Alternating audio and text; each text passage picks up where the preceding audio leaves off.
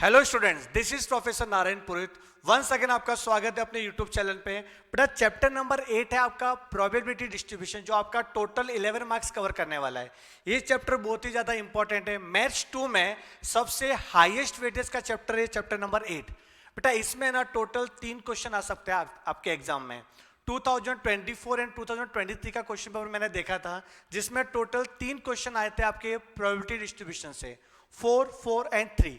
एक question 4 marks का था, फिर 4 मार्क्स का था, 3 मार्क्स का था। इसमें एक्टिविटी भी आ सकती है आपके 4 मार्क्स के लिए।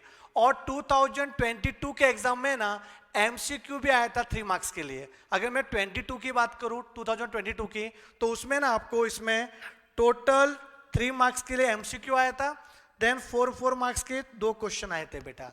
तो 4, 8 और 3, 11। तो ये चैप्टर बहुत ही ज्यादा इंपॉर्टेंट होने वाला है। लास्ट 2 अटेम्प्ट से इस चैप्टर से एमसीक्यू नहीं आ रहा है, तो इस अटेम्प्ट में आई थिंक एमसीक्यू आ सकता है। और एमसीक्यू आएगा तो टोटल 3 एमसीक्यू आएंगे। तो अच्छे से देखना, ये बहुत ही ट्रिकी चैप्टर है। पूरा वीडियो देखोगे तो आपको है ना आज के सेशन में पूरा प्रोबेबिलिटी कवर हो जाएगा। ये वन शॉट रिवीजन है, अच्छे से देखना। Let's start. First of all you have to understood the basic concept of probability. In probability, first term is the random experiment. It means what? जब आप कॉइन टॉस करते हो, डाइस को throw करते हो या फिर प्लेइंग कार्ड को सिलेक्ट करते हो, उसको बोलते हैं रैंडम एक्सपेरिमेंट। क्या बोलते हैं बेटा उसको?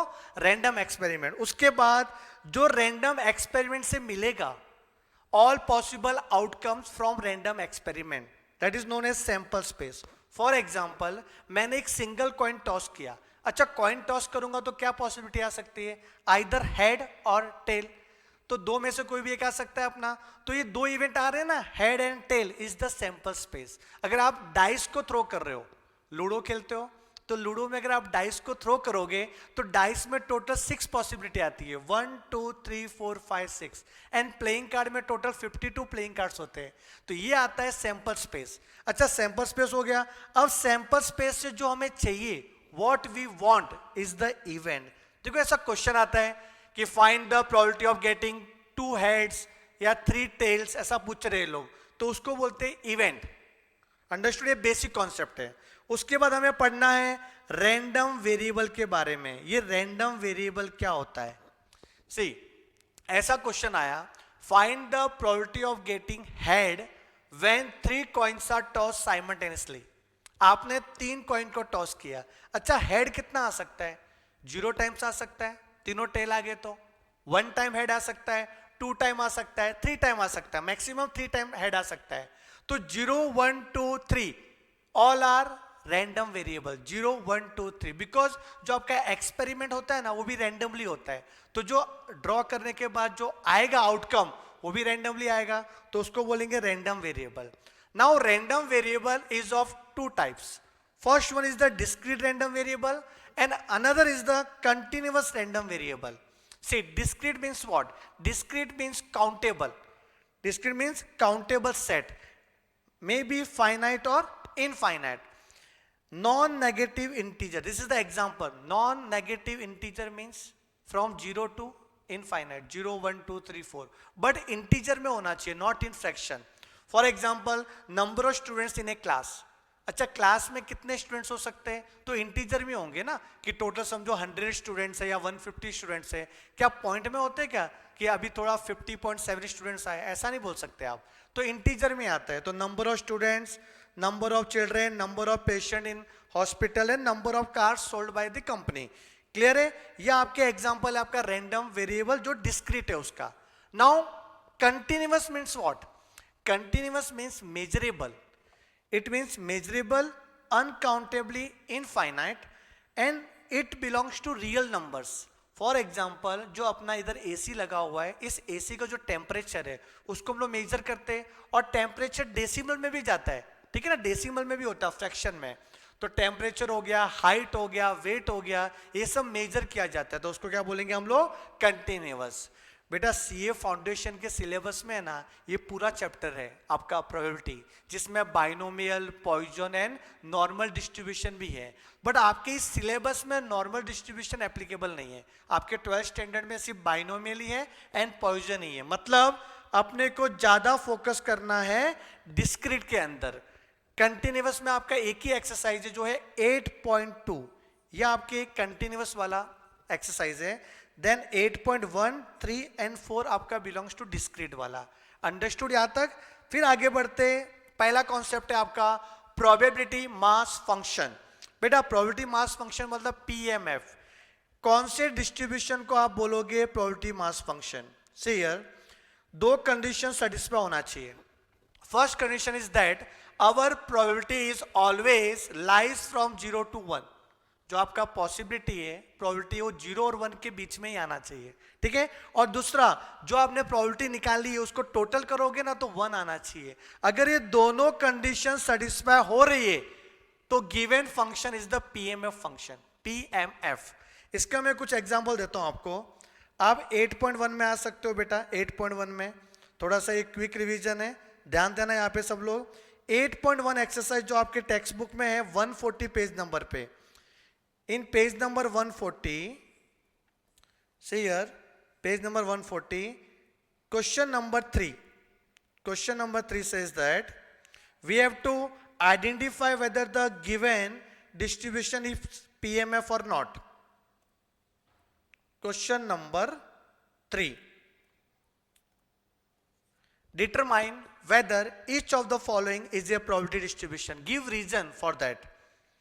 First question is that x is given, p of x is given. See, there are two conditions. First one is the probability is never negative. It lies from 0 to 1.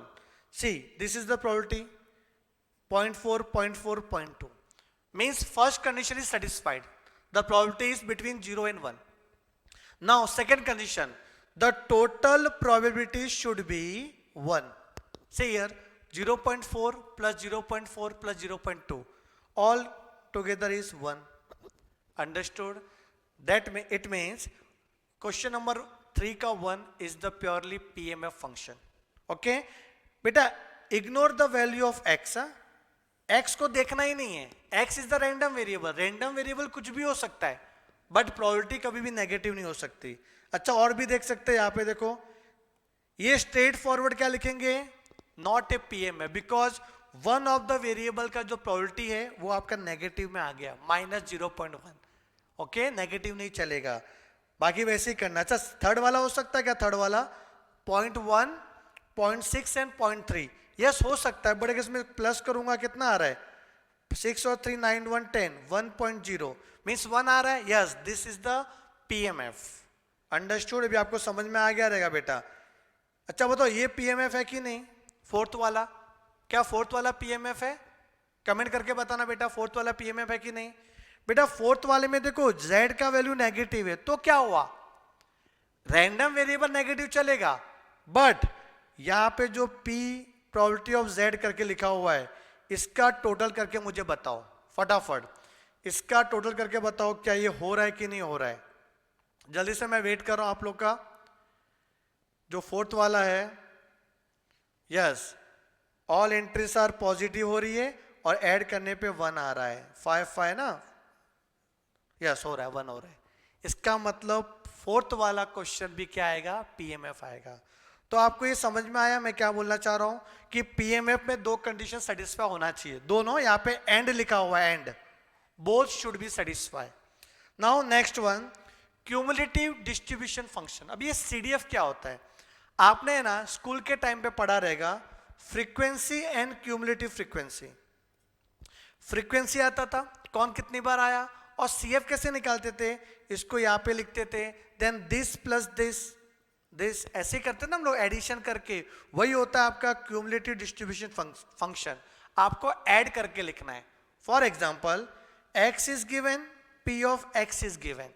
Now capital F x means CDF, ये कैसे आएगा बेटा? Capital F x, ध्यान देना यहाँ पे 0.2 का 0.2, understood. Now 0.2 plus 0.1, इसको इसमें प्लस करो, 0.3, देन 0.3 प्लस 0.4, 0.7, नाउ 0.7 प्लस 0.3, 1। बेटा ध्यान देना, बहुत अच्छा है ये, एमसीक्यू में बहुत सारे क्वेश्चन आते हैं इससे रिलेटेड। तो लास्ट ऑलवेज 1 होगा, टोटल क्या होएगा? 1 होएगा। मतलब आपने क्या किया कि p ऑफ x दिया हुआ था, उसको क्यूमुलेट किया, क्यूमुलेट, तो क्या बन गया आपका क्यूमुलेटिव डिस्ट्रीब्यूशन फंक्शन CDF। यहां तक क्लियर है आपको? देन आफ्टर एक्सपेक्टेड वैल्यू और वेरिएंस, इस पे आपका प्रैक्टिकल क्वेश्चन बनता है और मुझे ऐसा लग रहा है कि आपके इस बार एग्जाम में इसमें से एक क्वेश्चन आने वाला है। तो आपको फॉर्मूला याद रखना पड़ेगा कि एक्सपेक्टेड वैल्यू ऑफ एक्स का फॉर्मूला क्या है एंड वेरिएंस ऑफ एक्स क्या होता है। बेटा एक्सपेक्टेड ऑफ एक्स का मतलब होता है मीन, इसको म्यू भी बोलते हैं, म्यू, जिसका फॉर्मूला है summation x into p, summation x into p. Then variance का फॉर्मूला है summation x square p minus summation x p का होल स्क्वायर। आप टेंशन मत लो, मैं इसका भी क्वेश्चन कराऊंगा। अभी हम क्या करेंगे, कॉन्सेप्ट पढ़ेंगे और क्वेश्चन करेंगे ताकि फटाफट अपने वन शॉट रिवीजन कंप्लीट हो जाएगा।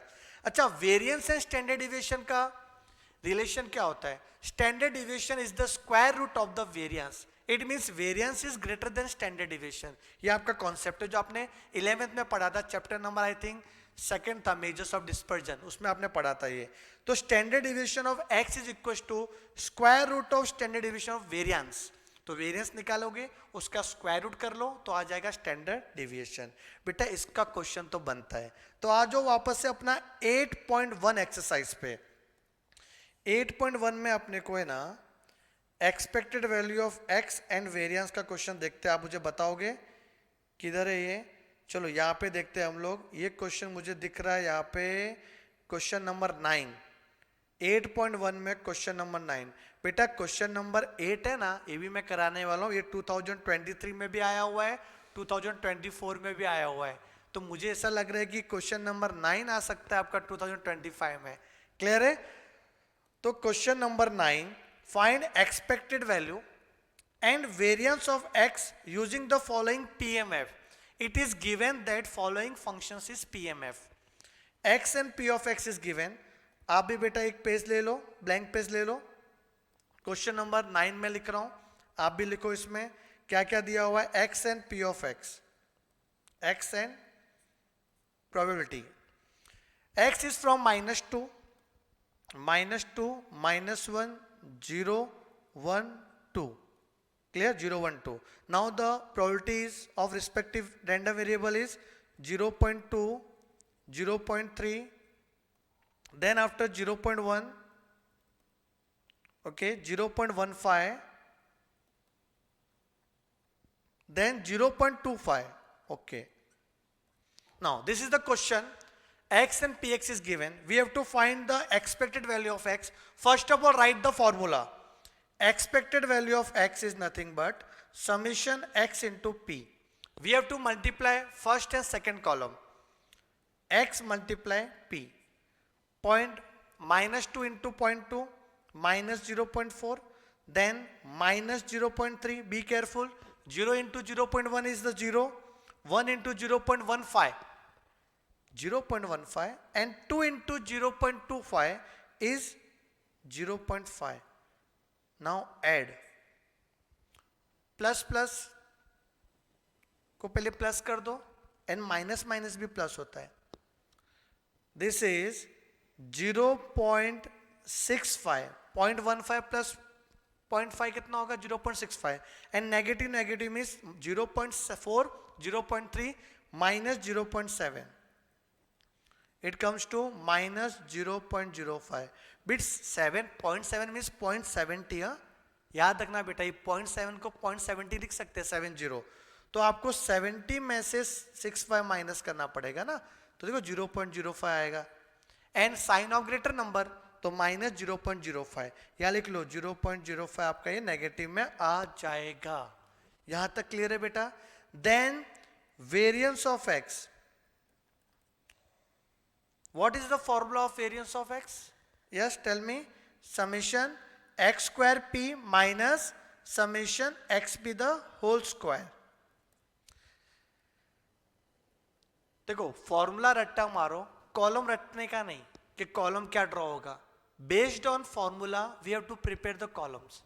सी फर्स्ट फॉर्मूला में first number is the first concept summation x square p ना, we have to draw the column x square p, x square P.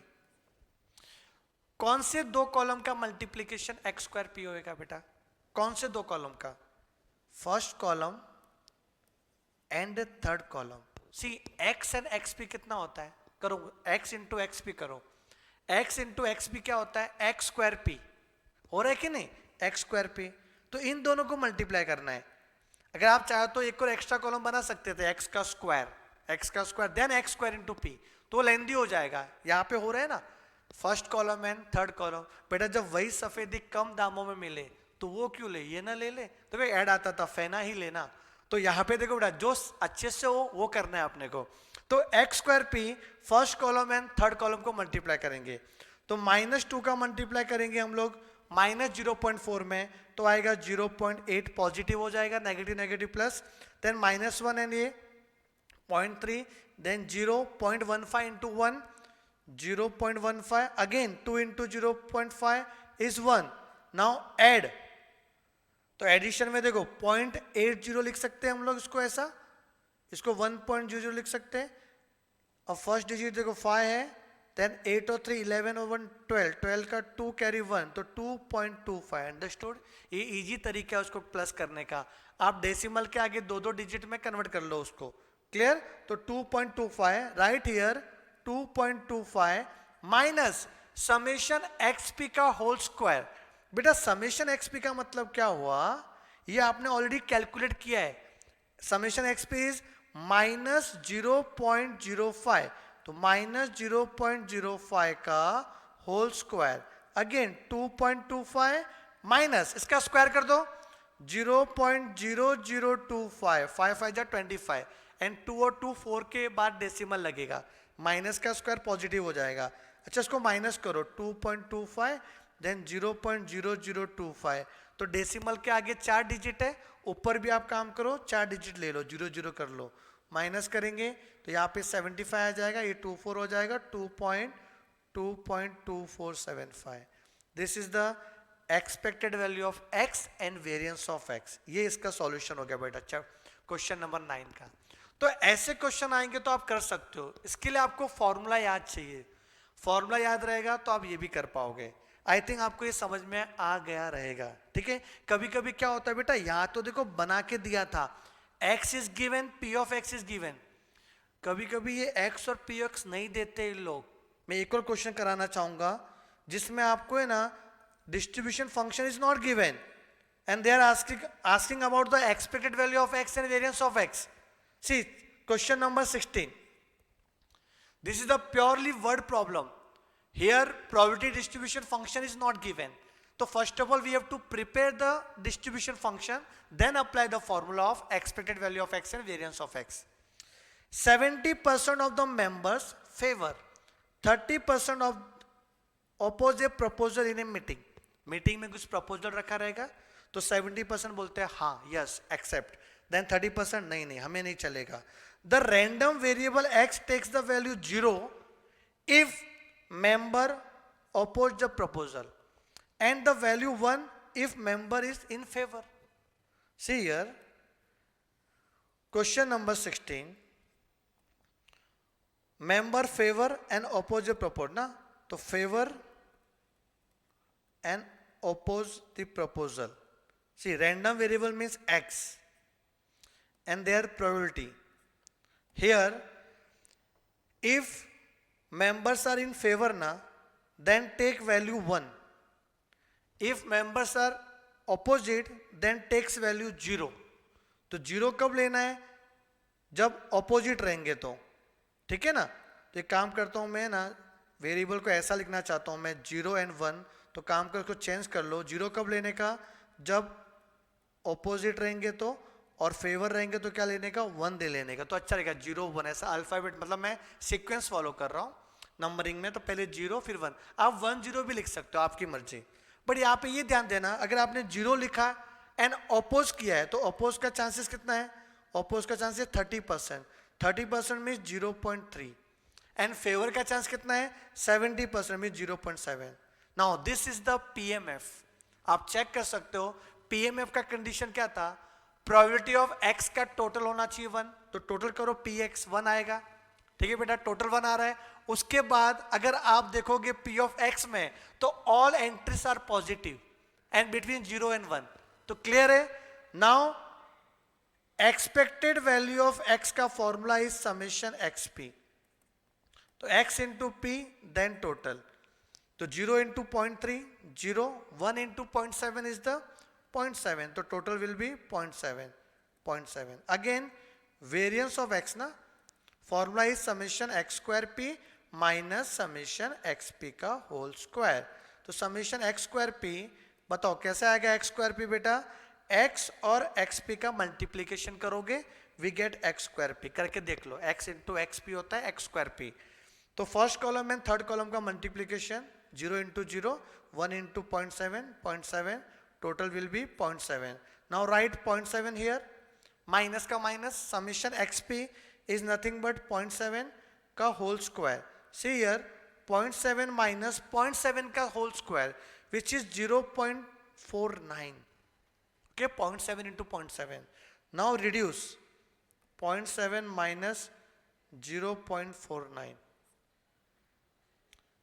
which is 0.21. Clear है? तो 0.7 and 0.21 is the answer. तो clear है? अगर distribution function नहीं दिया है तो कैसे करना है? First we have to prepare the distribution function table, then apply the formula. Clear? पक्का? डन? चलो आगे बढ़ते हैं हम लोग बेटा, आगे बढ़ते हैं. आगे बढ़ने से पहले जो अपना पास्ट एग्जाम का क्वेश्चन एक आया हुआ है ना, वो भी अपन कर लेते हैं. पास्ट एग्जाम का क्वेश्चन अपना इधर सॉल्व एग्जाम्पल में तो कुछ भी नहीं था, ठीक है. यहाँ पे एक क्वेश्चन है जो 2 बार आ चुका है और इंपॉर्टेंट क्वेश्चन, ऐसा लग रहा है कि इस बार भी आ सकता है, ऐसा गारंटी नहीं है. अरे एग्जामिनर को पता है कि बच्चा क्या सोचता है कि लास्ट टाइम आया था तो इस बार नहीं आएगा. ऐसा 2024 में भी स्टूडेंट ने सोचा रहेगा कि 2023 में भी ये क्वेश्चन आया हुआ था, तो सोचा कि नहीं भी नहीं आएगा, बट आ गया देखो वापस से 2024 में. तो इस टाइप के क्वेश्चन आ सकते हैं. See here, a random variable x has the following probability distribution, x is given, p of x is given. यहां पे बेटा अपने को पहले k निकालना है, k. अब k निकालने से पहले आपको इसको लिखना पड़ेगा इधर, ये आपका पीएमएफ दिया हुआ है, question number 8. Given function is a probability mass function, therefore summation of probability of x क्या होएगा 1, total will be 1. तो यहाँ पे अपने को टोटल करना पड़ेगा, तो k plus 2k plus 2k, k plus 2k plus 2k, ठीक है, मैं सबको प्लस कर रहा हूं ना. p ऑफ x का टोटल मारेंगे हम लोग, plus 3k k square 2k square,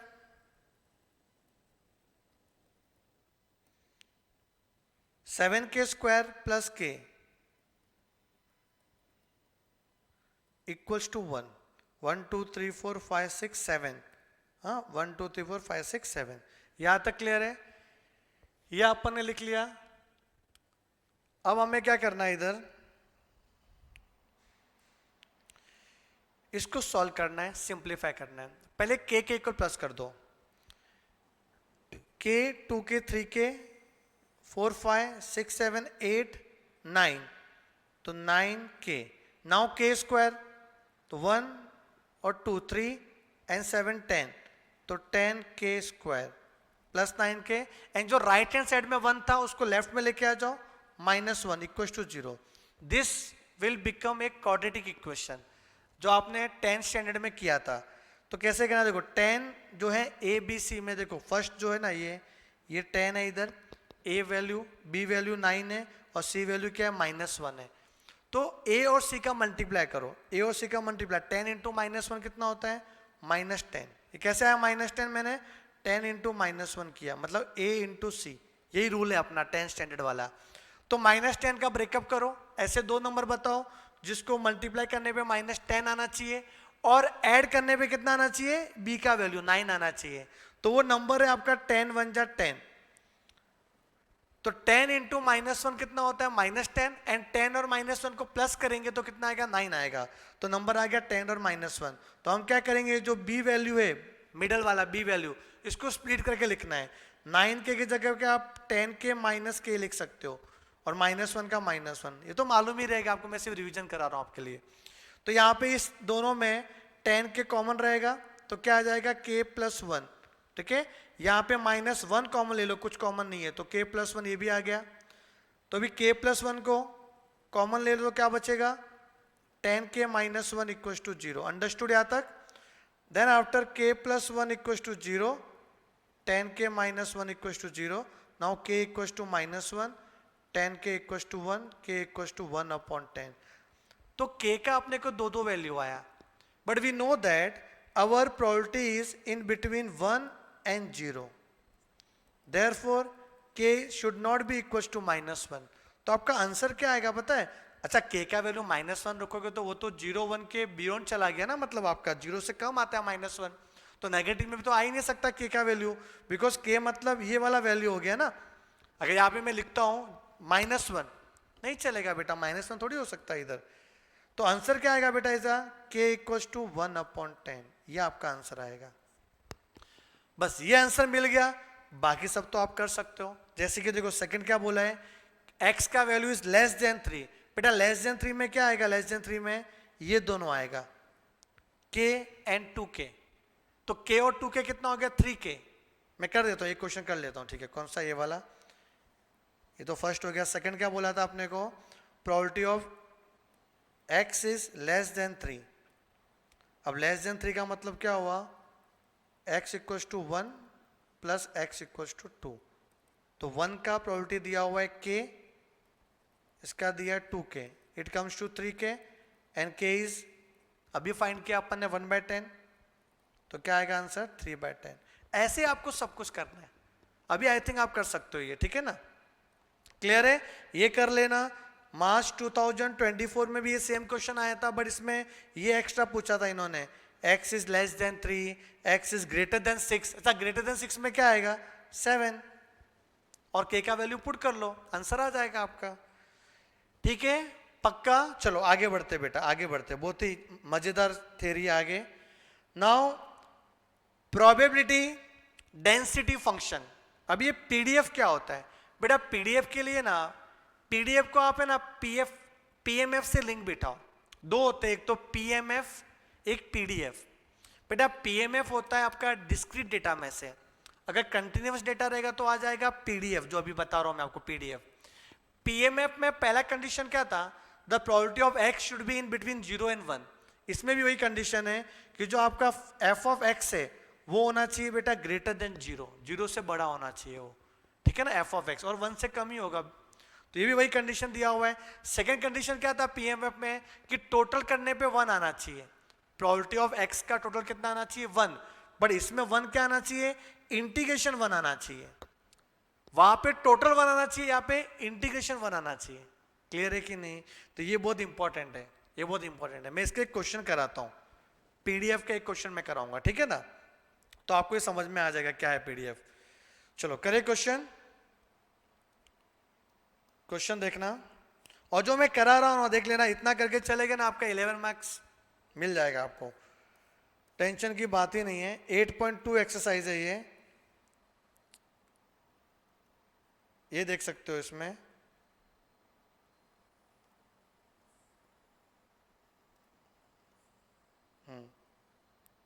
page number 144, page number 144 अच्छे से देखना है। क्वेश्चन नंबर 4, ये मार्च 2022 में आया हुआ था, और ये एमसीक्यू में आया हुआ था क्वेश्चन, क्या बोलेगा इनको, 2022 का एमसीक्यू था, उसमें ये क्वेश्चन दिया हुआ था 4th वाला, और सिर्फ अपने को के का वैल्यू फाइंड करना था यहाँ पे, ठीक है ना, फाइंड के, और ये पीडीएफ दिया हुआ है, ठीक। तो ये फंक्शन दिया हुआ है, इस फंक्शन को यूज करके अपने को पीडीएफ करना है। तो मैंने क्या बोला कि ये पीडीएफ दिया हुआ है, इट मींस इंटीग्रेशन करके टोटल 1 आना चाहिए। तो जो इंटीग्रेशन करेंगे हम लोग, अपर लिमिट कितना दिया है 2, लोअर लिमिट कितना दिया है 0, और फंक्शन क्या दिया है kx, तो ये कितना होना चाहिए पता है 1 होना चाहिए, because it is given in question कि ये पीडीएफ है, तो 1 ही आएगा। अगर पीएमएफ होता तो टोटल 1 आता, total of P of x, understood.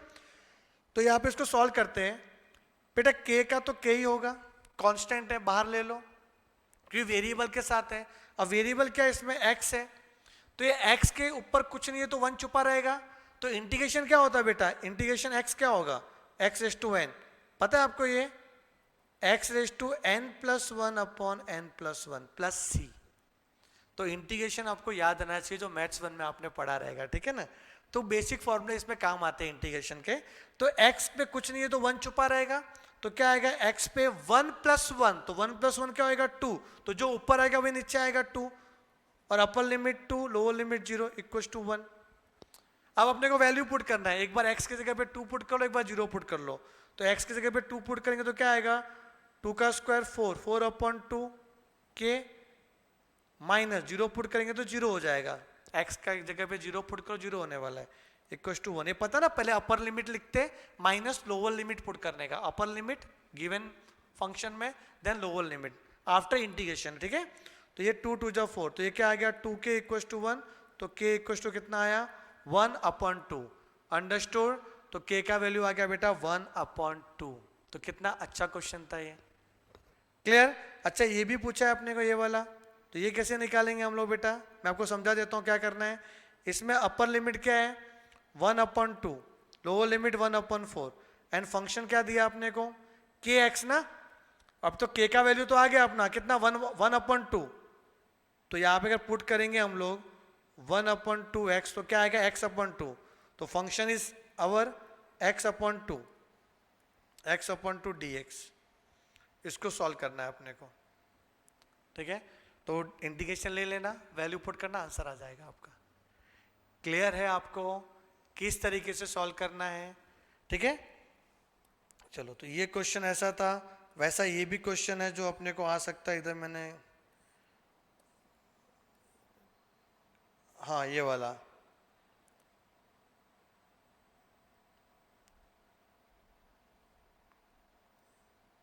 ठीक है। ये वाला क्वेश्चन भी आप कर सकते हो वैसे ही, पहले k का वैल्यू फाइंड करना पड़ेगा आपको, ठीक है, उसके बाद इसको सॉल्व करेंगे x इज ग्रेटर देन 0 वगैरह वगैरह पूरा। अच्छा मैं शॉर्टकट थोड़ा बताना चाहूंगा आपको कि ये टाइप के क्वेश्चन इन लोग एमसीक्यू में देते हैं। तो सर एमसीक्यू हमें समझता ही नहीं ये चैप्टर का, मैं आपको आज बताने वाला हूँ एमसीक्यू अभी। अब सीधा मैं आपको एमसीक्यू बताता हूँ जो 8.2 से रिलेटेड आ सकते हैं। समझना यहाँ पे, इसमें ना आपको प्रोबेबिलिटी ऑफ x दिया रहेगा फंक्शन, और x का वैल्यू दिया हो रहेगा 1 2 0 1 2 3 4 जो भी रहेगा वो, and probability of x is 0 otherwise, मतलब अगर x का वैल्यू 0 और 4 नहीं होता, इन बिटवीन 0 4 नहीं कुछ और आता है, तो उसका आंसर क्या आएगा 0। अब याद ध्यान देना, जब भी क्वेश्चन ऐसा आया f ऑफ -1, अच्छा -1 which is less then this values, if, अच्छा कैपिटल F का मतलब क्या होता है बेटा, कैपिटल F का मतलब होता है जो probability of x is less than equal to x, मतलब अप टू x करके, अप टू x, मतलब जो आप क्यूमुलेटिव करते हैं ना, क्यूमुलेटिव, उसी को बोलते हैं f ऑफ x। आपने लिखा भी था ऊपर देखो, ये जो क्यूमुलेटिव किया रहेगा तो सही है, capital F(x) means cumulative data. तो यहाँ पे अगर आपको कैपिटल F पूछा हुआ है, कैपिटल स्मॉल f की बात नहीं कर रहा हूं मैं, तो capital F -1 which is less then this values, तो इसका आंसर ऑलवेज 0 आएगा बेटा। शॉर्टकट ट्रिक्स ऑलवेज 0 याद रखना। और समझो ये -2 भी देखो इस वैल्यू के लेस देन है, तो लेस देन वैल्यू रहेगा तो आंसर क्या आने वाले 0 आने वाला, दिमाग में डाल दो। और अगर इससे बड़ा वैल्यू आता है या हाईएस्ट वैल्यू आता है 4 या उससे बड़ा आएगा, तो आंसर आएगा ऑलवेज 1। क्लियर है कि जब टोटल करेंगे तो 1 ही आता है, तो जब हाईएस्ट वैल्यू पूछेंगे ना तो आएगा 1 आंसर। मैं आपको एमसीक्यू में बता देता हूँ किधर लिखा हुआ है, एमसीक्यू में देखोगे ना तो आपको थोड़ा कॉन्फिडेंस आ जाएगा क्या सर कहना क्या चाहते हैं। ये देखो बेटा, ये आप एमसीक्यू में आ जाओ, मैं पेज नंबर आपको बताता हूँ, पेज नंबर 153। 153 में जो एमसीक्यू है, यहाँ पे अपने को 4 ऑप्शन दिए हुए हैं और क्वेश्चन पूछा क्या है, देखो ये सब छोड़ दो, इतना हार्ड लगता है देखने में, बट x की वैल्यू 0 से लेके 4 तक है, ठीक है। और पूछा क्या अपने को f of five is greater then 4 ना, तो जब ग्रेटर देन वैल्यू पूछेंगे तो आंसर क्या आएगा ऑलवेज 1। क्लियर है पक्का। अब यहां पे क्या लिखा हुआ है, see here f of -3, -3 is less then this values, पूरे वैल्यू से कम होना चाहिए, बिटवीन नहीं होना चाहिए। -3 आया तो आंसर क्या आ जाएगा? 0।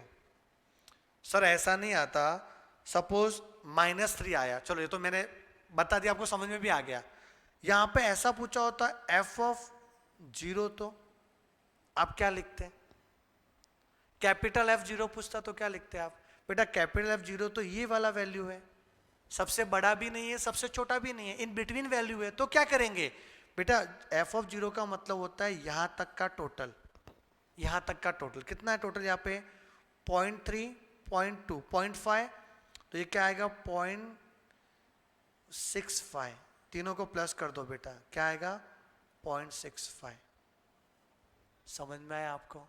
ये कैपिटल F का मतलब है। अच्छा स्मॉल f0 पूछते तो small f0 is equal to P of 0, बात एक ही होती है।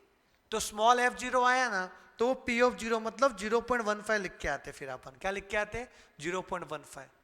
बेटा बहुत ही सिंपल चैप्टर है ये, आपने ठीक से शायद ध्यान नहीं दिया क्लास में कराते टाइम, बहुत ही अच्छा लगता था आपको। तो ये इस तरीके से एमसीक्यू सॉल्व हो जाएंगे आपके। बेटा और भी मैं आपको एमसीक्यू बताता हूँ, आप टेंशन मत लो। जब एमसीक्यू मैंने छेड़ ही दिया है तो ये एमसीक्यू बता देता हूँ मैं आपको।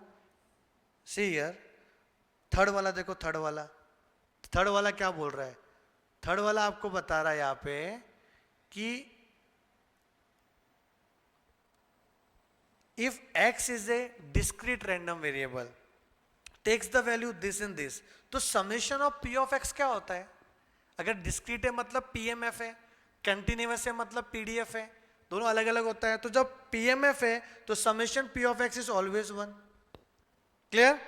अच्छा इसमें देख लो फोर्थ वाले क्वेश्चन में x का वैल्यू दिया 1 2 3 और पूछा है कैपिटल F4, मीन्स ये ग्रेटर देन दिस वैल्यू से सबसे बड़ा वैल्यू है, तो आंसर क्या आ जाएगा बेटा? 1।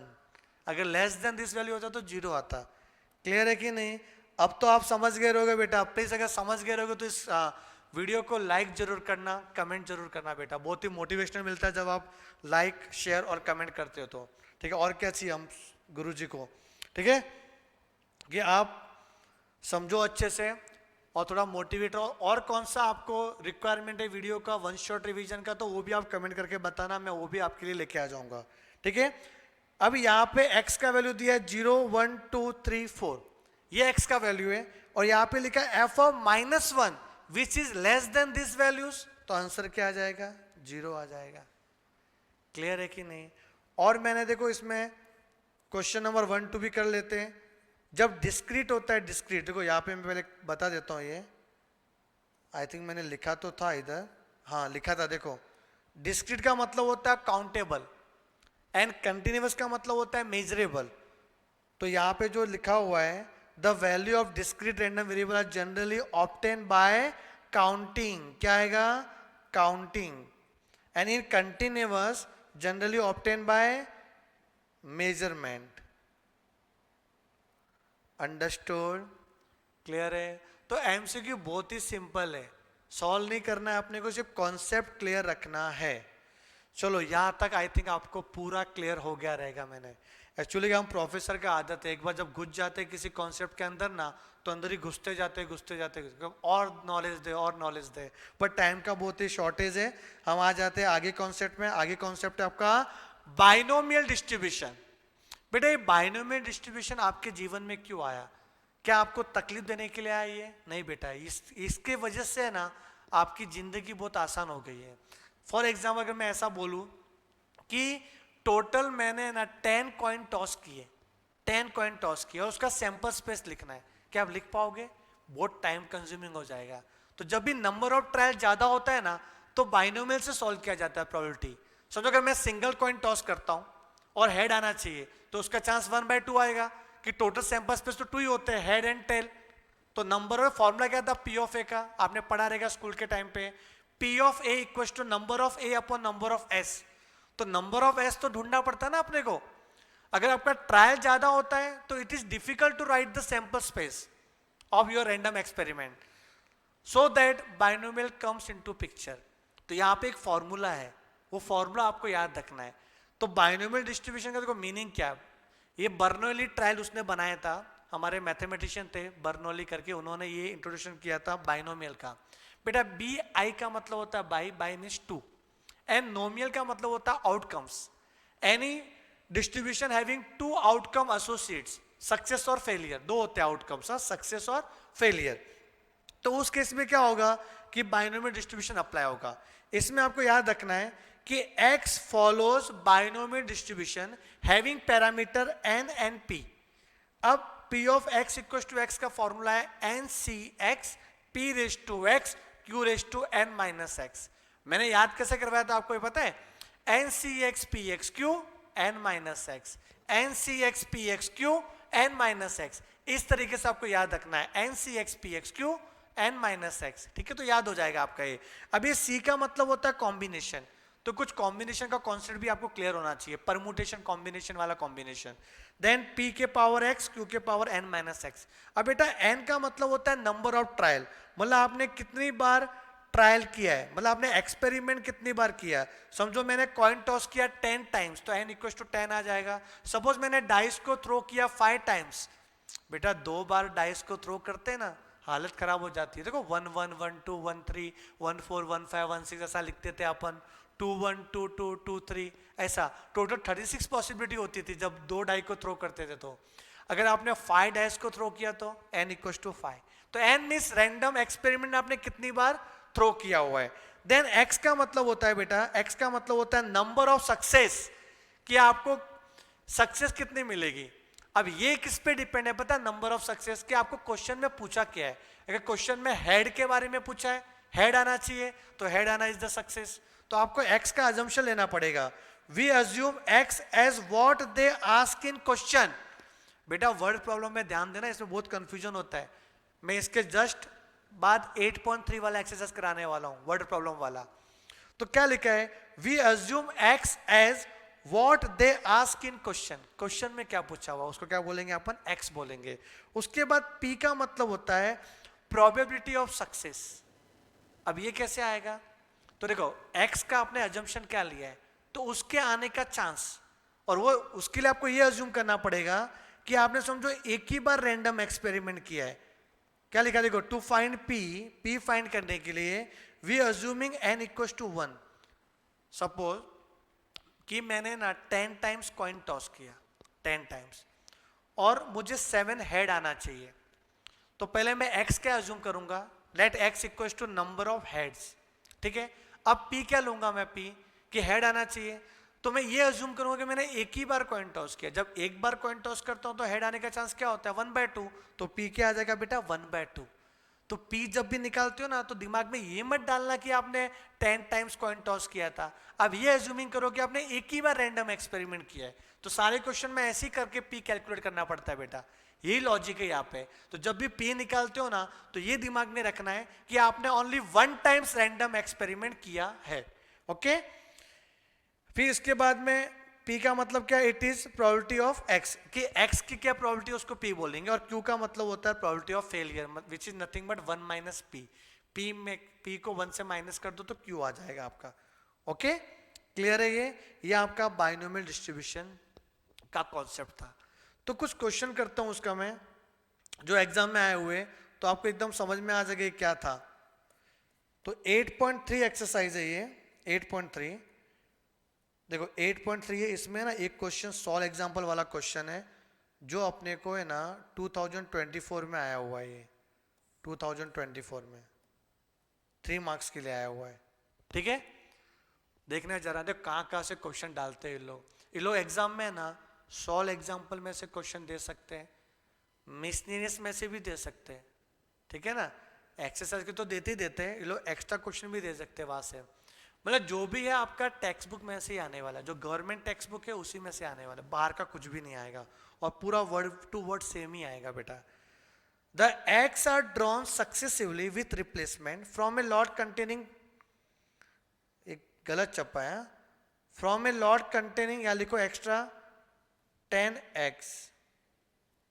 ये प्रिंटिंग एरर है, मैं आपको बता भी देता हूं। ये जो मार्च 2024 है ना, देखो बेटा क्या मिस्टेक है मैं बताता हूं। कि अपना गवर्नमेंट टेक्स्ट बुक में कभी कभी क्या थोड़ा छपता नहीं है। देखो मैं आपको प्रूफ के साथ आया हूँ पूरा इधर। ये देखो जो आपके एग्जाम का क्वेश्चन है ना, ये देखो क्या लिखा है, 10 defective x lot of 10x। ये 10x का लॉट तो इन्होंने दिया ही नहीं है क्वेश्चन में, देखो किधर भी नहीं लिखा हुआ है। हाँ सॉल्यूशन में दिया हुआ है 10x, हमें कैसे मालूम पड़ेगा कि अंडे कितने थे, ठीक है ना। तो 10x करके लिखना पड़ेगा और 10% डिफेक्टिव अंडे है। Find the probability that there is at least 1 defective egg. अब बेटा इसको सॉल्व कैसे करना चाहिए, देखो वर्ड प्रॉब्लम को सॉल्व करने के लिए पहले अपने को x का अजम्पशन लेना पड़ेगा। किसके बारे में पूछा है इन्होंने, अंडे के बारे में पूछा है। अच्छे अंडे कि गंदे अंडे, ये लिखा ना देयर इज एटलीस्ट 1 डिफेक्टिव अंडे, तो डिफेक्टिव एग के बारे में बोला हुआ है। तो हमें x का अजम्पशन ये लेना पड़ेगा कि let x equals to number of defective eggs, ठीक है, ये अज्यूम करना पड़ेगा अपने को। अब यहां पे x follows binomial distribution having parameter np, ये लिखना पड़ेगा, बाइनोमियल अप्लाई करेंगे और probability of x equals to x का फॉर्मूला क्या है, ncx px q n minus x। अब मुझे ये बताओ कितना सैंपल लिया आपने अंडों का, तो 10x आर अवेलेबल, तो n इक्वल्स टू 10। अच्छा p क्या लोगे, p मतलब प्रोबेबिलिटी ऑफ सक्सेस। अब यहाँ पे x का जो अजम्पशन लिया ना उसी का प्रोबेबिलिटी को p बोलते हैं। तो x को लिया आपने डिफेक्टिव x, तो डिफेक्टिव x का प्रोबेबिलिटी कितनी है, तो क्वेश्चन में दिया हुआ है देयर आर 10% डिफेक्टिव x, तो 10% चांस है डिफेक्टिव, 10% मतलब 10/100, तो उसको क्या लिखेंगे 1/10, तो p आपका 1/10 आ गया। अब q क्या आएगा, q 1 माइनस p करने पे आएगा, तो 1 माइनस 1/10 क्या आ जाएगा 9/10, क्रॉस मल्टीप्लाई कर दो क्या आ जाएगा बेटा 9/10। यहां तक क्लियर है, पक्का, यस और नो, ठीक है। तो ये 9/10 आ गया।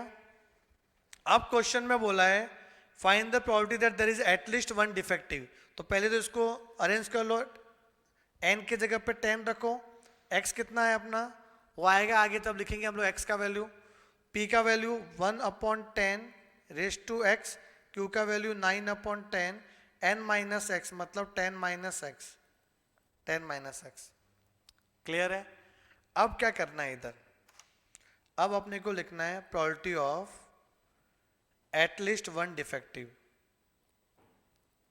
एटलीस्ट 1 डिफेक्टिव, दैट इज, इसको ऐसा लिखते हैं, एटलीस्ट 1 को ऐसा लिखते हैं greater than equal to 1, at least का सिंबल आता है ग्रेटर देन इक्वल टू, तो कम से कम एक डिफेक्टिव अंडा होना चाहिए। तो इसको अब ऐसा लिख सकते हैं 1 माइनस करेंगे तो ये लेस देन 1 हो जाएगा। पता है ग्रेटर देन इक्वल टू को लेस देन में कन्वर्ट कर सकते हैं, 1 माइनस करना पड़ेगा, उससे कर सकते हैं। तो 1 माइनस लेस देन 1 क्या होता है 0, या तो 0 डिफेक्टिव होगा या 1 2 3 4, माइनस में तो हो ही नहीं सकता अंडे, तो 0 से स्टार्ट होता है। तो अभी यहाँ का काम करो, x के जगह पे क्या रख दो 0, 10 से 0, फिर 1/10 पे 0 पावर, मतलब x की जगह पे 0 रखना है अपने को, 10 माइनस 0, तो 1 माइनस 10 से 0, बेटा n से 0 क्या होता है, पढ़ा रहेगा आपने कॉम्बिनेशन में, n से 0 होता है बेटा क्या 1, n से n क्या होता है 1, क्लियर है कि नहीं। तो यहाँ पे क्या बोला 10 से 0 तो 1 हो जाएगा अपना। एंड एनीथिंग रेज टू 0 क्या होता है, anything raise to 0, anything raise to 0 होता है बेटा 1, ठीक है, एनीथिंग रेज टू 0 क्या होएगा 1 इंटू 9/10 पे 10 पावर, तो 1 माइनस 9/10 पे 10 पावर, ये आंसर आ जाएगा। इसको सॉल्व नहीं करना है, 10 पावर कौन करते बैठेगा, हमारे पास कैलकुलेटर तो है ही नहीं, देखते हैं हम लोग आंसर आता है कि नहीं है। क्या दिया आंसर देखो, यस आया ना आंसर देखो 1 माइनस 9/10 पे 10 पावर। तो इस तरीके से आपको करना है। देखो एक्सरसाइज 8.3, एक और क्वेश्चन करते हैं अपन, एक और क्वेश्चन करते हैं, समझ में आएगा आपको अच्छे से। क्वेश्चन नंबर 2, क्वेश्चन नंबर 2 क्या बोल रहे हैं? A pair of dice is throne 3 times, if getting a doublet is consider a success, find the probability of 2 successes. और एक और पूछा था इसमें एटलीस्ट 2 सक्सेसेस, मतलब एक क्वेश्चन आया था ना 4 मार्क्स के लिए, मार्च 2023 में आया होता है, लास्ट टू लास्ट अटेम्प्ट में आया हुआ था क्वेश्चन। तो यहां पे क्वेश्चन नंबर 2 देखना है जरा, क्वेश्चन नंबर 2। तो क्वेश्चन नंबर 2 में लिखा है a pair of dice is throne 3 times,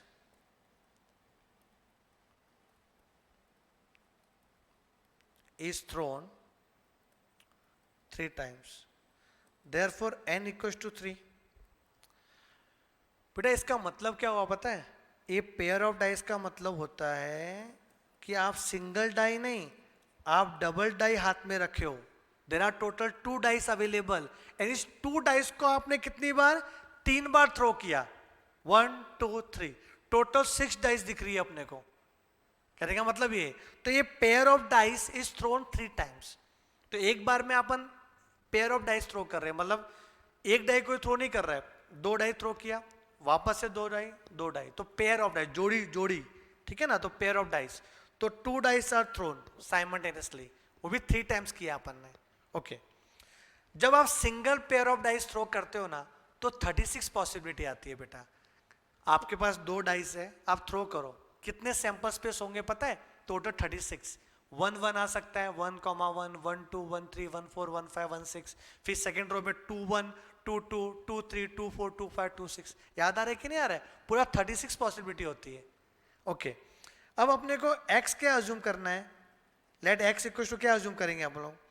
if getting a doublet is consider a success, मतलब number of times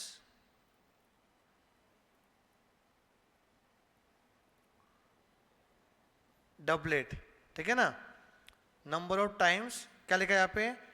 getting doublet, यहाँ पे एक्स ऐसा लिख दो, number of times getting doublet, number of times getting doublet. ये doublet क्या होता है? सेम वैल्यू आना। जब आप सिंगल पेयर ऑफ डाइस को थ्रो करोगे ना, तो 1 1 आ सकता है, 2 2 आ सकता है, 3 3 4 4 5 5 6 6, तो ये सब आया तो आपको सक्सेस मिलेगा। तो getting the doublet is the success. और आपने क्या किया? 3 टाइम उसको थ्रो किया, तो 3 बार सक्सेस मिल सकता है, डबलेट आ सकता है। 0 टाइम्स भी आ सकता है, 1 टाइम भी आ सकता है, 2 टाइम भी आ सकता है, और 3 टाइम भी डबलेट आ सकता है। तो डबलेट का आना इज सक्सेस फॉर अस, उसको एक्स अज्यूम किया। अब पी क्या अज्यूम करेंगे? पी अज्यूम करेंगे कि जो एक्स आपने अजम्पशन लिया है उसका सक्सेस रेट क्या है। तो जब पी निकालते तो मैंने आपको क्या बोला था कि ये 3 को भूल जाओ, ये 3 को भूल जाओ। आपको ये समझना है कि आपने एक ही बार पेयर ऑफ डाइस को थ्रो किया है। तो जो मैं सिंगल पेयर ऑफ डाइस को थ्रो करता हूं, तो देयर आर टोटल 36 पॉसिबिलिटीज। तो इस 36 पॉसिबिलिटी में डबलेट कितना आएगा? डबलेट 6 आ सकता है ना, 1 1 2 2 3 3 4 4 5 5 6, तो 6 आ सकता है। तो 6 आ सकता है आउट ऑफ 36, तो 6 1 जा 6, 6 6 जा 36, 1/6, ये आएगा बेटा पी। बेटा इसका आंसर तो बहुत सारे लोग ने YouTube में भी गलत अपलोड किया हुआ है, ठीक है ना, वो जो लिख के डाल दिया है। तो आप इधर उधर ध्यान मत देना बेटा, ये इसका रीजन है 1/6 कहां से आया, ठीक है ना। तो 1/6 कैसे आया? 6/36 करके आया 1/6। तो Q कितना आएगा बेटा? Q आएगा 1 - P, 1 - 1/6। सर नहीं समझा, वापस समझाओ एक बार बेटा, वापस ध्यान देना। मैंने क्या बोला आपको? डबलेट आना is the success for us. Doublet बोले तो दोनों सेम वैल्यू आना चाहिए। अब आपने पेयर ऑफ डाइस को 3 बार टॉस किया, 3 बार, 2 पेयर्स ऑफ डाइस है ना, उसको 3 टाइम्स थ्रो किया। बट हम क्या करेंगे, जब पी निकालना रहता तो ये अज्यूम करने का कि एक ही बार आपने पेयर ऑफ डाइस को थ्रो किया। तो जब एक बार पेयर ऑफ डाइस थ्रो करेंगे तो 36 पॉसिबिलिटी आती है। तो 36 में से डबलेट कितना आ रहा है? 6 आ रहा है, 1 1 2 2 3 3 4 4 5 5 6, तो 6/36, तो क्या आएगा? 1/6। यहां तक क्लियर हो गया अपने को बेटा? अब लिखेंगे x follows binomial having parameter n, और p कितना है? 1/6। तो probability of x equals to x का फॉर्मूला क्या है? NCx p raise to x q raise to n - x। N कितना है 3, 3c(x), p कितना है बेटा 1/6 पे x, 5/6 पे 3 - x। अभी आप कर सकते हो। अब x का वैल्यू क्या पुट करना है बेटा, find the probability of 2 success, मतलब आपको एक बार क्या करना है, probability of x equals to 2, तो x की जगह पे 2 पुट करना है, आपका आंसर आ जाएगा। ठीक है, दूसरा क्या बोला था, at least 2 success, probability of at least 2 को ऐसा लिखते हैं, ठीक है, एटलीस्ट 2, तो इसको ऐसा लिख सकते हैं 1 minus probability of x is less then 2, और बेटा लेस देन 2 में क्या आ जाएगा 0। अभी काम करो ना, 2 सक्सेस को ऐसा लिख दो ना, ये लेंदी हो जाएगा और भी ज्यादा। एटलीस्ट 2 सक्सेस मतलब 2 और 3 सक्सेस, कि 3 ही बार तो आपने डाइस को थ्रो किया है, पेयर ऑफ डाइस को, तो एटलीस्ट 2 में क्या है, ग्रेटर देन इक्वल टू 2 मतलब 2 और 3, एक बार 2 पुट कर लो, एक बार 3 पुट कर लो, आपका आंसर आ जाएगा। इसके आगे आप कर सकते हो आई थिंक। तो यहां तक आपको क्लियर है, ये समझ में आ गया रहेगा आपको कैसे सॉल्व करना है बेटा। इंपॉर्टेंट क्वेश्चन था, क्वेश्चन नंबर 2 आ सकता है आपका वापस से एग्जाम में। ठीक है, अब यहाँ पे कुछ क्वेश्चन ऐसे हैं, कुछ क्वेश्चन ऐसे जो और भी काम के हैं, वो है आपके 9th वाला क्वेश्चन। ये आपके एग्जाम में लास्ट 3 अटेम्प्ट से नहीं आ रहा है, तो लास्ट 3 अटेम्प्ट से नहीं आ रहा है तो अभी आ सकता है, ऐसा मैं बोल सकता हूँ। ये इंपॉर्टेंट क्वेश्चन है। यहाँ पे अपने को है ना x फॉलो कर रहा है binomial distribution having parameter n and p, n is given, p is given, expected value and variance है, ये तो अभी अभी बताया था आपने 8.1 में, expected value of x and variance, बेटा वो 8.1 था। बाइनोमियल में एक्सपेक्टेड वैल्यू ऑफ x का फॉर्मूला है n into p, and variance का फॉर्मूला है n p q, ये मेरे नोट्स में कवर किया है। तो आपको n इंटू पी करना है, आंसर आ जाएगा। तो n कितना दिया बेटा, n दिया हुआ है 10 और p दिया हुआ है 0.4, तो इसका आंसर आएगा बेटा 4। तो ex क्या आ गया, 4 आ गया। एंड वेरिएंस का formula n p q, n 10 है, p 0.4 है, बेटा q क्या आएगा, q is nothing but 1 minus p, 1 minus 0.4 is 0.6, तो यहाँ पे 0.6 आ जाएगा। तो कितना आएगा बेटा, ये 10 इंटू 0.4 होता है 4, 4 इंटू 0.6 का आएगा 6 हो जाए 24, 2.4। समझ में आया? तो ऐसे ये सब क्वेश्चन करना है तो आप कर पाओ, कुछ मिसिंग रहेगा तो आप करके कर लोगे। क्लियर है? तो ये मुझे लग रहा है इंपॉर्टेंट है, ये आपके एग्जाम में इस बार आ सकता है, ये चारों में से कोई क्वेश्चन आ सकता है। ठीक है, तो जो मैं आईएमपी बता रहा हूं वो आप लोग करो, काम हो जाएगा आपका। ठीक है ना, काम हो जाएगा। चलो तो यहां ध्यान दो, यहां तक अपना क्लियर है। अब लास्ट कॉन्सेप्ट बचा है अपना, लास्ट है आपका पॉइजन डिस्ट्रीब्यूशन। सर पॉइजन का मतलब क्या है? पॉइजन भी किसी बंदे का नाम है जिसने ये फॉर्मूला इंट्रोडक्शन दिया हुआ है। अब ये पॉइजन, अच्छा ये मैंने कुछ कॉन्सेप्ट बताए थे शॉर्टकट कॉम्बिनेशन के, पहले वो देख लो बेटा। कॉम्बिनेशन का जो फॉर्मूला है NCX का n factorial x factorial n minus x factorial. अब ये फैक्टोरियल क्या होता है बेटा? फैक्टोरियल का मतलब ये होता है, समझो किसी ने बोला कि सर 5 फैक्टोरियल क्या होगा, तो 5 इंटू 4 इंटू 3 इंटू 2 इंटू 1 वहां तक लेके जाने का, मतलब उसको है ना नेचुरल नंबर तक रिड्यूस करना है, मतलब 1 तक रिड्यूस करना है, 0 तक नहीं है 1 तक। तो 5 फैक्टोरियल क्या होता है, 5 से लेके 1 तक जाओ। 7 फैक्टोरियल आया तो 7 से लेके 1 तक मल्टीप्लाई कर दो, वो आंसर आ जाएगा। 0 फैक्टोरियल क्या होता है, 1 होता है। ठीक है, 1 फैक्टोरियल क्या होता है, 1 होता है, मतलब यहाँ पे नेगेटिव आंसर आ ही नहीं सकता और 0 भी नहीं आंसर आ सकता, तो 1 ही आंसर आ सकता है किसका ही फैक्टोरियल। तो 0 फैक्टोरियल 1, 1 फैक्टोरियल 1 और 5 फैक्टोरियल तो पता ही है, तो 5 4 3 आप कर सकते हो जो भी है। उसके बाद यहाँ पे ना अगर किसी ने बोला कि 5C2 निकाल के बताओ, तो लोग क्या करते हैं, फॉर्मूला अप्लाई करते हैं कॉम्बिनेशन का। जैसे 5 का 5 फैक्टोरियल, 2 का 2 फैक्टोरियल और नीचे क्या आ जाएगा 5 माइनस 2, तो ये फॉर्मूला n माइनस एक्स करके। तो 5 फैक्टोरियल का 5, 2 का 2, 5 माइनस 2 कितना होता है 3 फैक्टोरियल। अंडरस्टूड? अब इसको सॉल्व करते हैं, 5 इंटू 4 इंटू 3 तक लेके जा सकते हैं कि नीचे 3 था ना, ताकि कैंसिल हो जाए, तो क्या आ जाएगा बेटा 10 आ जाएगा। ये थोड़ा लॉन्ग कट था।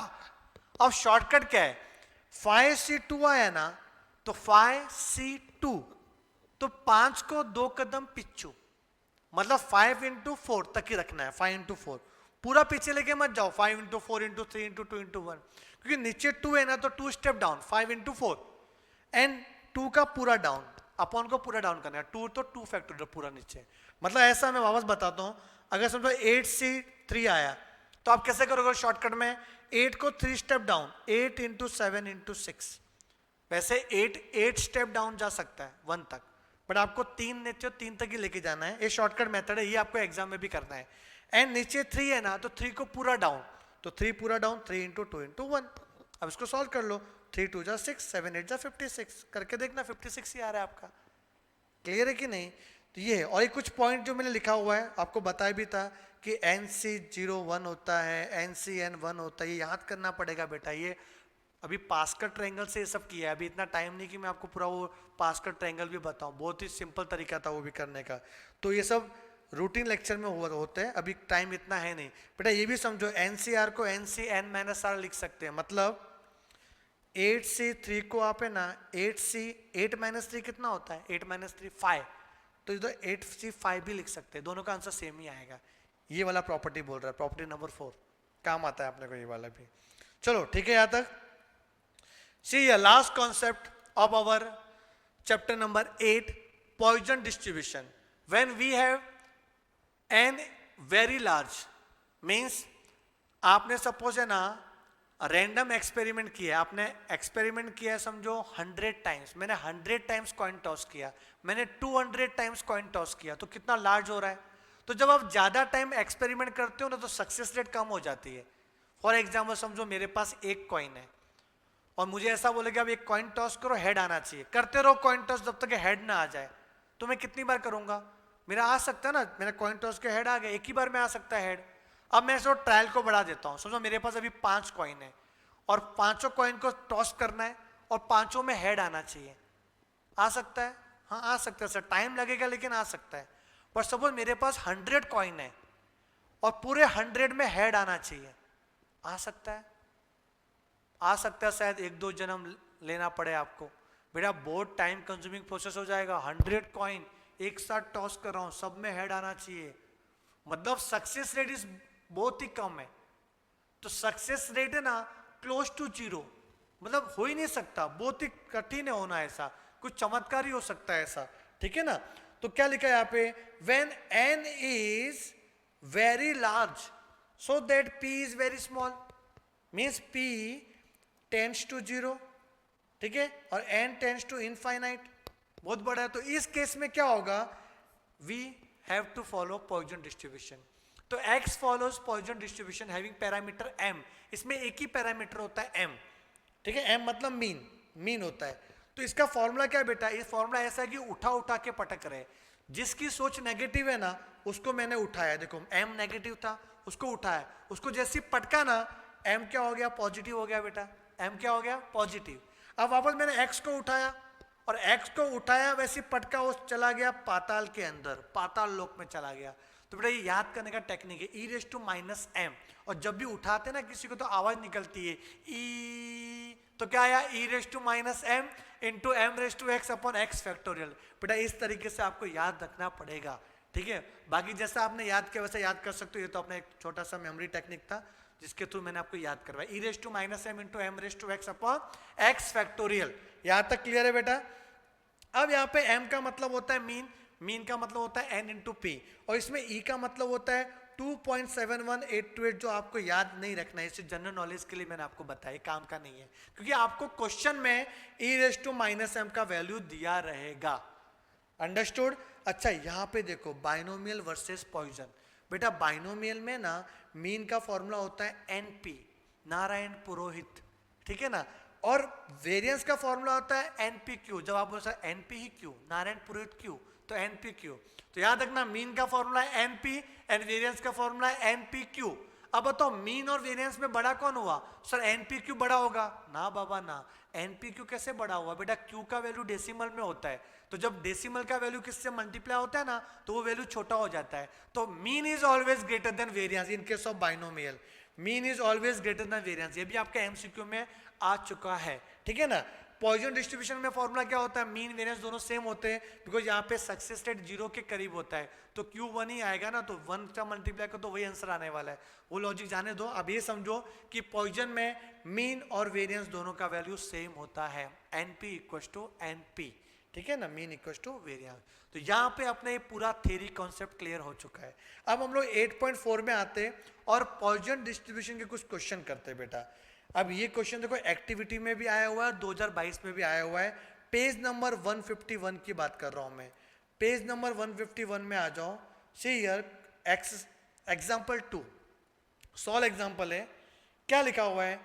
x follows Poisson distribution having parameter m, p of x equal to 1 equal to p of x equal to 2। क्या बात है? Find the mean. बेटा ये तो एमसीक्यू में आया हुआ है क्वेश्चन, ये एमसीक्यू में शायद क्वेश्चन आया हुआ है 1 नंबर के लिए 2022 में। एंड वापस से क्या बोला यहाँ पे? Find p of x equal to 2। तो ये पूरा अपने को 4 मार्क्स के लिए एक्टिविटी भी आ चुका है 2024 में। तो इसको सॉल्व करते हैं हम लोग यहाँ पे, ठीक है ना? ध्यान देना बेटा, यहाँ पे अच्छे से ध्यान देना। ये एग्जाम्पल 2 है अपना। ये क्वेश्चन में दिया क्या हुआ है? क्वेश्चन में दिया हुआ है बेटा p of x equal to 1 equal to p of x equal to 2। I think yes 2 है ना? Yes. Apply the formula of Poisson distribution. Question में क्लियरली लिखा हुआ है कि x फॉलोज पॉइजन डिस्ट्रीब्यूशन। तो उसका फॉर्मूला क्या है? e raise to minus m into m raise to x upon x factorial. ये यहाँ पे अप्लाई करना है। तो e raise to minus m into m raise to x, यहाँ पे x का वैल्यू 1 दिया हुआ है तो x की जगह पे 1 आ जाएगा अपॉन 1 फैक्टोरियल, और यहाँ पे x की जगह पे क्या आ जाएगा बेटा? 2 आ जाएगा, तो यहाँ पे आएगा 2 factorial. Okay, now e raise to minus m gets cancelled, m upon m raise to 1 m आएगा। 1 फैक्टोरियल क्या होता है? 1। m स्क्वायर को हम लोग m इंटू एम लिख सकते हैं, एंड 2 फैक्टोरियल 2 इंटू 1। तो बेटा ये कैंसिल हो गया, क्रॉस मल्टीप्लाई करेंगे तो क्या आ जाएगा? देयरफॉर m इक्वल्स टू 2 आ जाएगा। क्लियर है? और क्या पूछा इसमें? p of x equals to 2 पूछा हुआ है, p of x equals to 2। तो फॉर्मूला क्या था? e raise to minus m into m raise to x upon x factorial. हमें क्या करना है? m के जगह पे 2 पुट करना है। बेटा माइनस का तो माइनस ही रहेगा ना, m के प्लेस पे 2 पुट करना है। फॉर्मूले में माइनस था, इंटू 2, और x की जगह पे क्या पुट करना है? 2 divide by 2 factorial.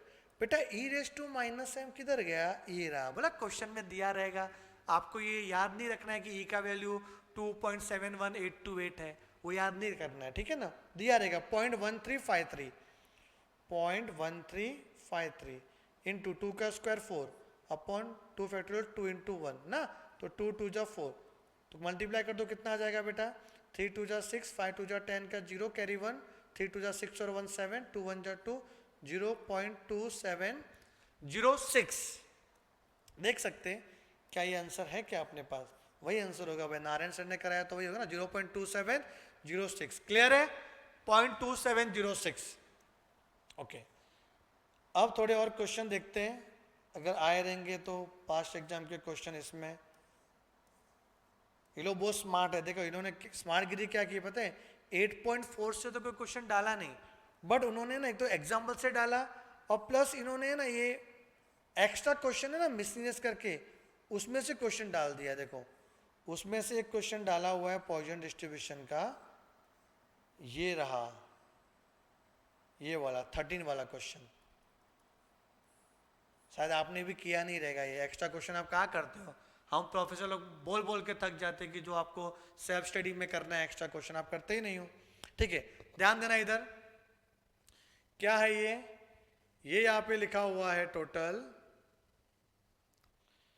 If x follows Poisson distribution such that p of x equals to 1 equals to 0.4 and p of x equals to 2 equals to 0.2, find variance of x।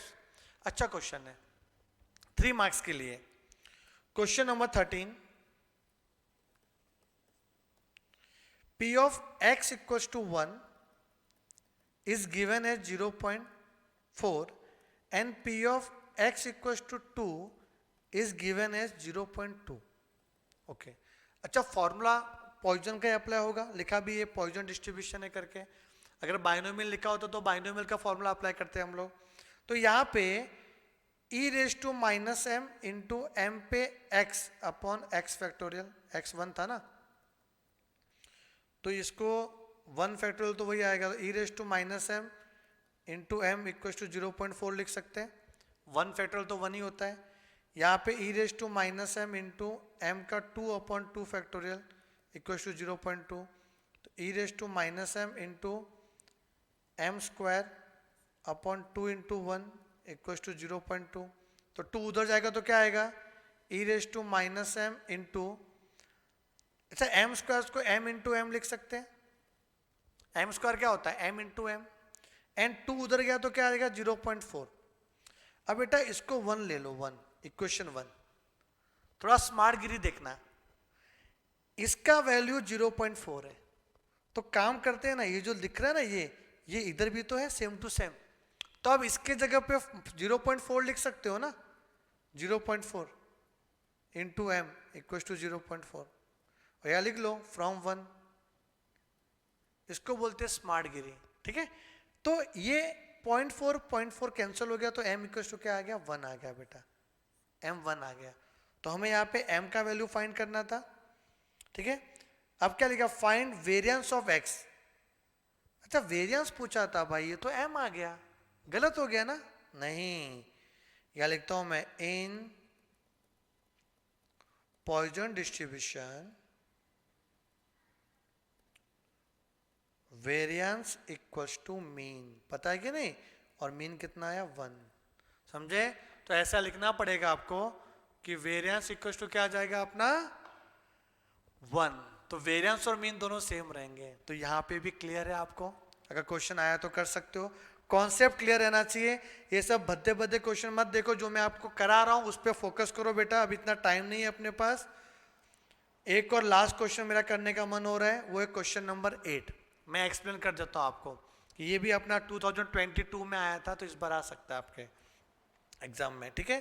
Question number 8 क्या बोल रहा है, an examination consist of 5 multiple choice question, 5 multiple choice question है, मतलब n equal to 5 हो गया बेटा, मैं एक्सप्लेन कर रहा हूं, आप लोग कर लेना ये, in which the candidate has to decide which one of the 4 suggested answer is correct, मतलब एमसीक्यू में 4 ऑप्शन है ABCD, तो 4 में से एक आपका क्या रहेगा, सही रहेगा, तो 1 of the 4 suggested answer is correct. एक कंप्लीटली अनप्रिपेयर्ड स्टूडेंट अपने जैसे guess each answer completely randomly, हम क्या करते हैं एमसीक्यू में ऐसे रैंडमली करके आ जाते हैं, पर तो यहाँ वहाँ कहानी आंखों से देखते हैं किसने क्या लिखा, फिर अपन भी लिख लेते हैं एंड मोमेंट में। Find the probability that this student gate 4 और मोर करेक्ट आंसर, बेटा 4 और मोर मतलब x is greater than equal to 4 ना, हमें क्या निकालना है x इक्वल टू 4 और 5, बिकॉज 5 तो क्वेश्चन थे टोटल, तो आपको निकालना क्या है, probability of x is greater than equal to 4, तो p of x equal to 4 plus p of x equal to 5।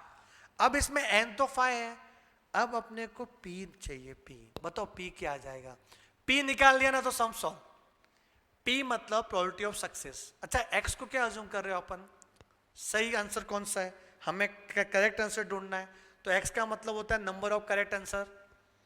अब समझो एक क्वेश्चन अगर मैं जब p निकालूंगा ना p, तो p में अज्यूम क्या करूंगा कि आपका n 5 नहीं है n 1 है, मतलब आपका एक ही क्वेश्चन है, तो एक क्वेश्चन में 4 ऑप्शन है, तो 4 ऑप्शन में करेक्ट ऑप्शन कौन सा होगा, एक ही होगा आउट ऑफ 4, तो 1/4 इज द p। तो समझा, मैंने आपको बताया था इसमें, ये बाइनोमियल वाला क्वेश्चन हो गया कि आपका n इक्वल टू 5 है, पॉइजन नहीं आएगा, जब n का वैल्यू समझो ना 20 के आसपास ही रहेगा तो आप बाइनोमियल यूज करने का, जब n का वैल्यू वेरी लार्ज होता है ना तो फिर पॉइजन जहर खाने का, जब ज्यादा रहता है n, तो क्लियर है कि नहीं, तो p equal to 1/4 and q क्या आ जाएगा 1 माइनस 1/4 इक्वल टू 3/4, बस n p q तीनों आ गया। अब इसमें अप्लाई करो, आपका आंसर आ जाएगा। आई थिंक आपको ये पूरा चैप्टर अच्छे से समझ में आ गया रहेगा। ये नोट्स बहुत ही अच्छा है, मैं आपको टेलीग्राम चैनल में भेज दूंगा, ठीक है, वहां से आप लोग ये पूरे नोट्स डाउनलोड कर सकते हो। क्लियर है, ये 3 पेज का समरी है, इस 3 पेज में अपना पूरा प्रोबेबिलिटी डिस्ट्रीब्यूशन जो 11 मार्क्स के लिए आने वाला है वो मैंने कवर किया। ठीक है बेटा, अगर वीडियो अच्छा लगा रहेगा तो इसको लाइक शेयर और अपने यूट्यूब चैनल को सब्सक्राइब जरूर करना। बेटा मिलते हैं अपने एग्जाम के बाद। एग्जाम के बाद देखना कि आपके ना ये कैसे क्वेश्चन आए थे, अगर वही क्वेश्चन आए तो प्लीज कमेंट करना मत भूलना और बताना सर आपने जो बताया था वही क्वेश्चन आपके एग्जाम में आया था। ठीक है, bye bye, take care and all the best for your examination.